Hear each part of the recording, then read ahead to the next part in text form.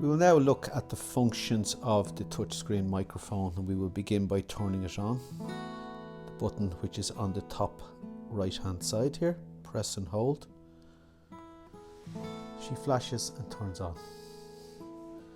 This is the home screen. Battery indicator, top right, the amount of hours left, and next to that a symbol with a white circle and 4 segments outside that white circle. That's indicating what mode this microphone is in.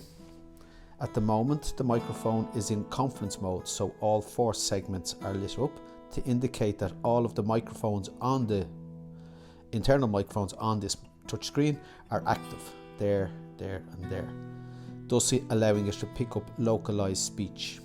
If I gently lift it up, that symbol changes up there to 1. That indicates that the microphone is in directional or speaker mode, isolating the teacher's voice and transmitting it. So you can see that this microphone does a lot of things automatically. Next to that, there's a picture of 3 people. That's indicating that you're in a normal network mode. Network being this touchscreen microphone, if it's connected to a receiver on a child's or student's hearing aid, well then that's a network, because you're broadcasting within that network. Networks can be quite simple like that, or they can be quite complex, using a multitude of microphones and receivers and sound field, pass-around microphones, quite a varied amount of instruments that can go in to make up a network. We're going to use this very simplest of networks to show you how this works today. Next to that is what's called subnet. Press that and that green light goes on that. A subnet is used when a sub-teacher or SNA wants to talk to the child on their own, a personal conversation. A really good function. However, to operate this function, it's quite complex. You have to disconnect from the network, connect into the child's or student's hearing aid via their receiver, and then when we're finished talking to them, reconnect to the main network at all. So if they're only short conversations, there's quite an amount of work of it in this. So as a result, this function is not generally used. So we go back to network again. Below we see the icon connect. At this stage we introduce our hearing aid. We press connect and we see Roger 15 is connected. Roger 15 being the name of this receiver here. Press again. You've now set up a network. Like I say, a simple network, but you've now set it up. That's page 1. Slide over to page 2. List of devices up on the top left is showing the Roger 15. Is that needed on a day-to-day basis? Not particularly. Check. It shows you the Roger 15 is connected serial number, the hardware version, firmware version, etc. Is it needed? Not necessarily. So we go back to this. Disconnect is self-explanatory, to disconnect the receiver, and you can reconnect it again. In the bottom left corner there, you see that there is a sound field icon. It's not connected to sound field at the moment, but if it was, that icon there would be white. When you press that, you literally get a volume control that allows you to higher and lower the volume or gain going from the microphone to the loudspeaker for the sound field. I don't recommend that you use this, because once again, phonak technology means that all of the amplification is done automatically. If there's a loud background noise in the classroom, it will gently increase the gain going to the speakers. If it's quieter, it'll bring it back down again. It looks at the acoustics in the room and it shapes the sound going through the loudspeakers depending on the acoustics in the room. All of this is done automatically. New net. You press this one when you want to disconnect all of your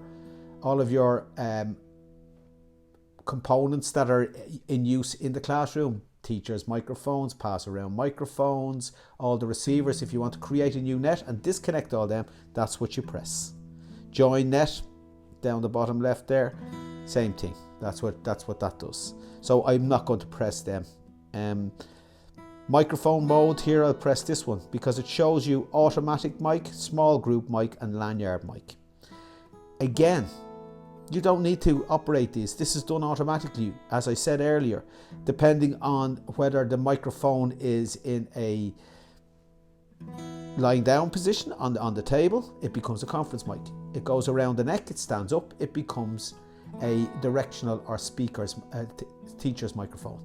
And that's basically how it works. It does all of that automatically. There is provision there to allow you to do it manually. Finally, settings.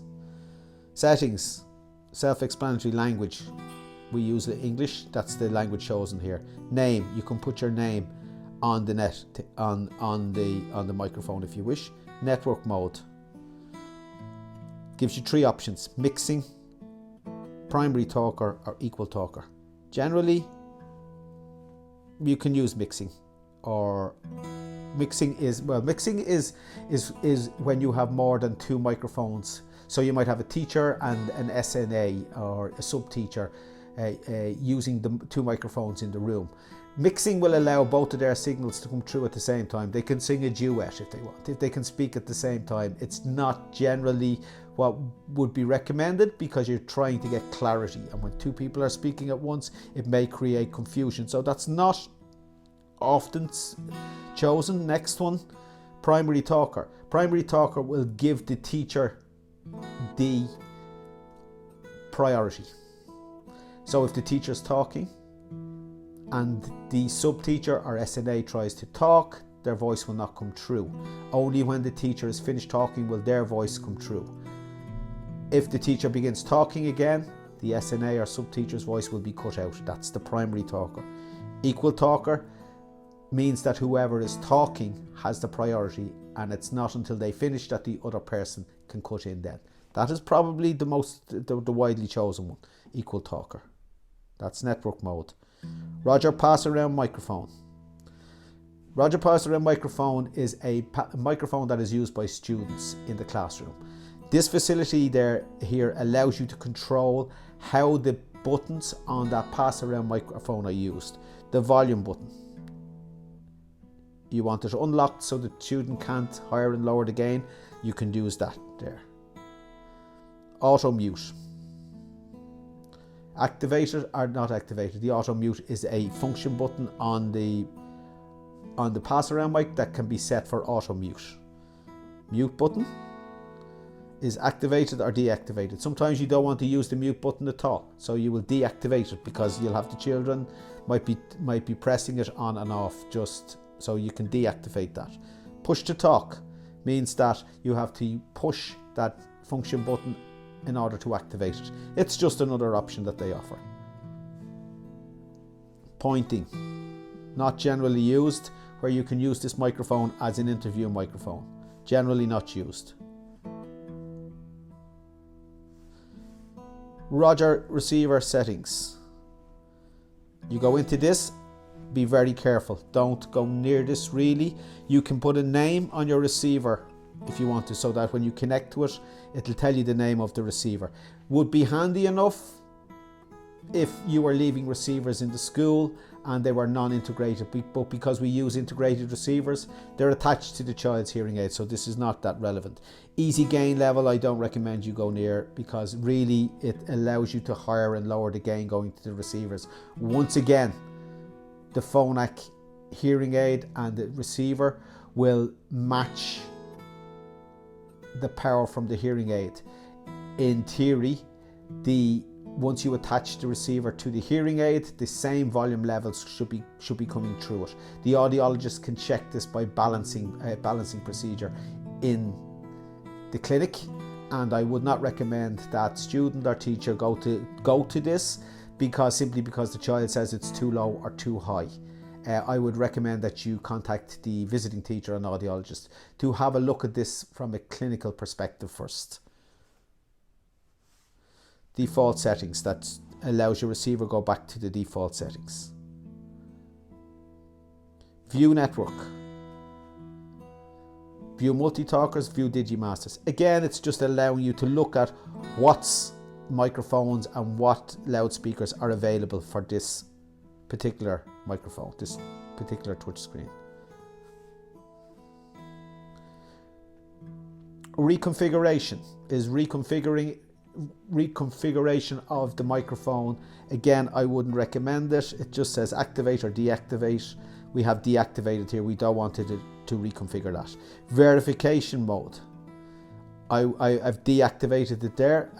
Recommended as well. Verification mode is a mode that's the touchscreen is placed in when the audiologist is checking that, as we talked about previously, that the receiver gain matches that of the hearing aid. You need to deactivate all of the dynamic properties of the microphone before you check and see that it's actually working well with the receiver and working to the same as the hearing aid.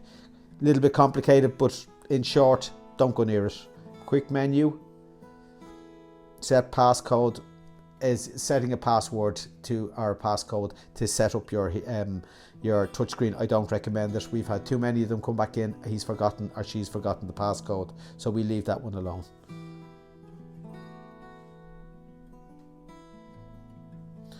Below, display. Display allows you to adjust the brightness of the screen, so we can hire that up. Go back there, it's a little bit brighter. Screensaver, I have this on an hour at the moment because I don't want it going dead, not going dead, but the screen going dark during the presentation.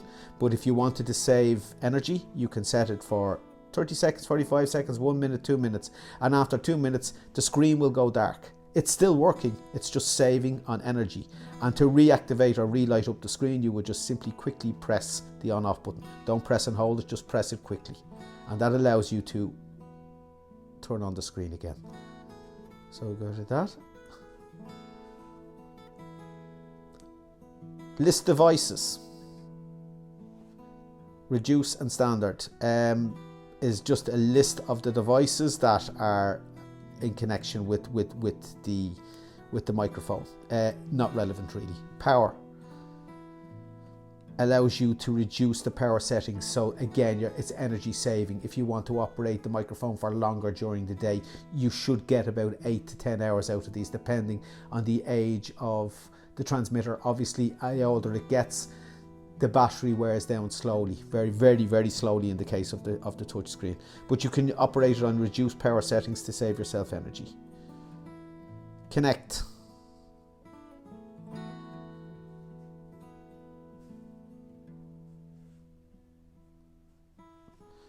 Connect will bring you into a menu where you have Connect, which is the simple Connect we done earlier on. Mass Connect. Do not recommend that you have this on. If you do, you won't be able to connect. Mass Connect is when you wish to connect to a multitude of receivers being used in the classroom.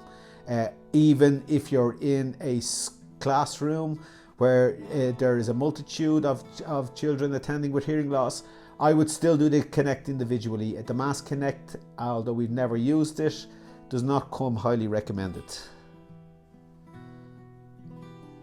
So legal and about are just literally, it's just information about the software and information about the microphone itself. I mean, if you go into legal here, there you go, software copyright. And if you go into about, it's telling you touchscreen, serial number, firmware version, hardware version, etc, etc. That's all there is there. Everything done, that's everything covered. If you have any questions or you think we've missed anything on this microphone, please feel free to contact us and we'll try and let you know what it is you need to know. Thank you for listening.